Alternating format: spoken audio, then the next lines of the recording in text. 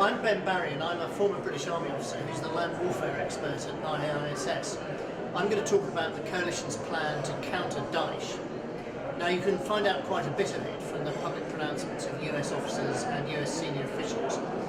What's happening at the moment is Daesh is being contained by the Iraqi forces, by the Shia militia, and by US air power. The US have described a plan that involves withdrawing 12 brigades from the line, 9 Iraqi and 3 Peshmerga. These are to be retrained, re-equipped, have their leadership improved, and work closely with US advise and assist teams. The idea is that sometime next year, these will mount an operational level counter-offensive. The centre of gravity of which will be Mosul, Iraq's second city, and the city that fell to Daesh in such a blaze of publicity earlier this year. Now, I think this plan is credible, but it has with it several risks.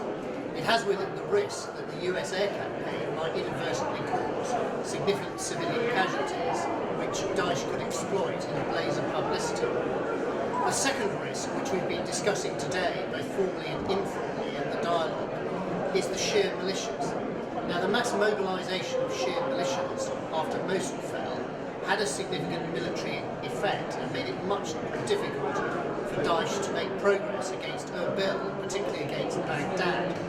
But it carries with it great risks, and the risks, I think, are coming home, in that Shia militias are increasingly being accused of human rights violations against the Sunnis, in a sense settling the scores that remain unsettled from the Iraqi civil war in the last decade.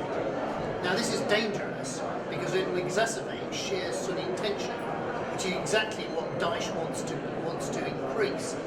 So if, when the US advised operational level counterattack happens, these Iraqi army and Peshmerga brigades are followed by Shia militias seeking vengeance on the Sunnis, it may achieve military success, but it'll carry with it political risk.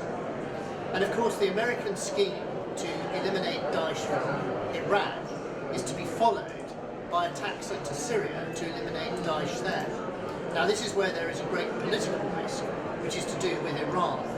At the moment, Iran's aims are aligned with those of the US-led coalition to expel Daesh from Iraq, and the Iraqi government appears to be deconflicting Iranian-sponsored military action, both by militias and their airstrikes, from coalition military action.